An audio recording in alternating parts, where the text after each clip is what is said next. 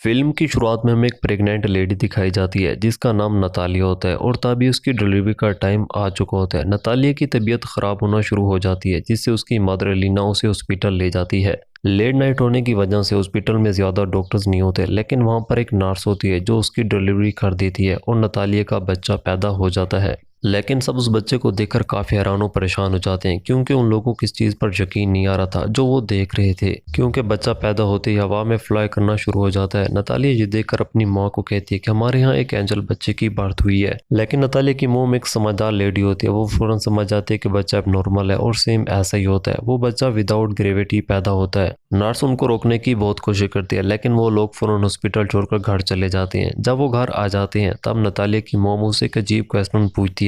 वो उससे पूछती है कि तुम याद करो इस बच्चे का फादर कौन है, लेकिन नतालिया को याद नहीं आ रहा होता उस बच्चे का फादर कौन है। और इस बात को हमें राज ही रखना चाहिए क्योंकि अगर किसी को इस बात का पता चल जाता है तो हमें कई मुसीबतों का सामना करना पड़ सकता है। और फिर वो सब इस बच्चे का नाम ऑस्कर रखते हैं। और ऑस्कर सच में कोई आम बच्चा नहीं होता क्योंकि उसे संभालना एक मुश्किल काम था। जब वो लोग उसे अकेला छोड़ते हैं तो वो छत से चिपक जाता है। ये देखकर उसकी नानी काफ़ी सारे हैंडमेड बेड बनाती है और छत पर भी काफ़ी सॉफ्ट मटेरियल लगाती है ताकि उसे चोट ना लगे। और उन लोगों को इस बात का भी डर था कि अगर उन्होंने इसे बाहर अकेला छोड़ा तो उड़ते उड़ते स्पेस तक जा पहुंचेगा, इसलिए उसकी नानी और माँ ऑस्कर का बहुत ख्याल रखती थी। वक्त के साथ साथ ऑस्कर बड़ा हो जाता है पर उसकी नानी उसे बाहर नहीं जाने देती। वो घर रहकर मोस्टली टीवी पर सुपरमैन के कार्टून्स ही देखता रहता है और वो खुद को भी एक सुपरमैन इमेजिन करता है। ऑस्कर कई दफ़ा अपनी मोम से पूछता है कि वो लोग उसे घर से बाहर क्यों नहीं जाने देते, मगर वो उसकी बात को इग्नोर कर देती थी।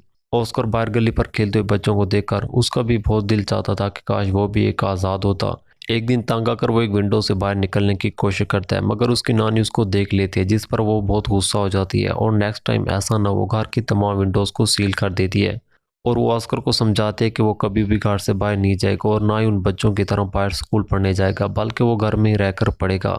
ये सब सुनकर ऑस्कर की माँ बहुत गुस्सा हो जाती है और वो कहते हैं कि हम कब तक इस मासूम बच्चे को कैद खाने में रखेंगे, एक ना एक दिन इसने बाहर जाना तो है। फिर ऑस्कर की मदर उसके लिए एक स्पेशल जैकेट लाती है जिसकी पॉकेट में वो दो पत्थर रखती है ताकि वो उड़ ना सके। वो अपनी माँ की बात माने बगैर वो उसको बाहर ले आती है और साथ में कहती है कि वो अपना राज किसी को ना बताए वरना वो कभी भी सुपरमैन नहीं बन सकेगा। एक दिन ऑस्कर कुछ सामान लेने के लिए अपनी मोम के साथ बाहर जाता है, तभी वो रास्ते में एक बच्ची से टकरा जाता है और उस बच्चे का नाम एकता होता है। एकता का सारा सामान नीचे गिर जाता है और वो ऑस्कर पर बहुत चिल्लाती है और वो ऑस्कर को दो पानी की बोतल थमा कर कहती है कि अब तुम्हारी पनिशमेंट ये है कि तुम ये बोतल मेरे साथ मेरे घर तक पहुंचाओगे। लेकिन ऑस्कर साफ ना कर देता है, मगर एकता के फोर्स करने पर वो एग्री हो जाता है और अपनी मोम को बताए बगैर उस बच्ची के साथ चला जाता है।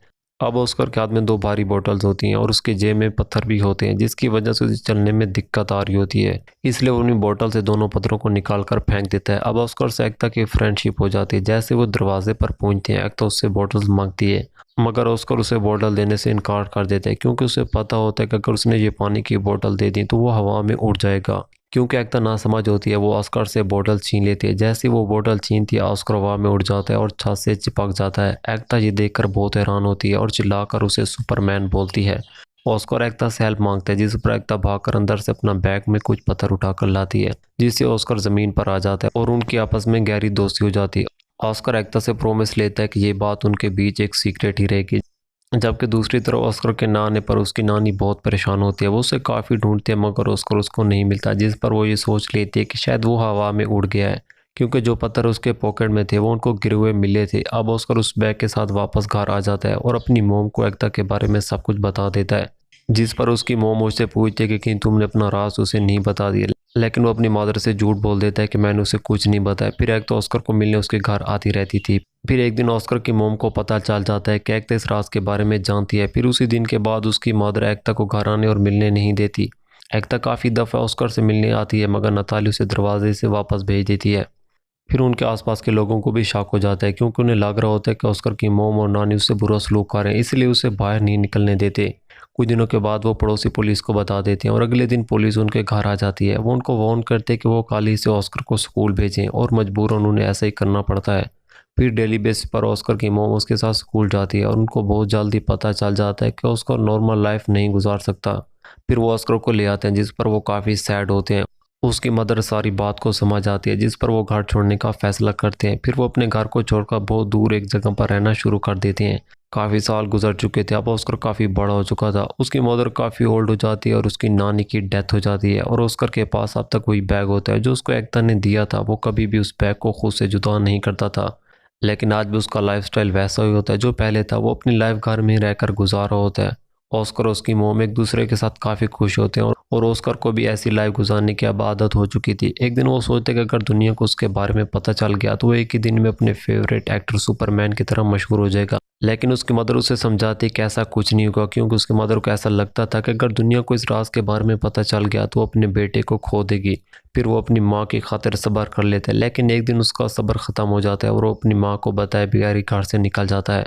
फिर वो एक मैजिक शो में जाता है जहाँ लोग अपना टैलेंट दिखाते हैं और वो पहली दफ़ा अपना नेचुरल टैलेंट दुनिया को दिखाने वाला होता है। उसी रात वो शो हिट हो जाता है और उसकी माँ भी वो शो देख लेती है।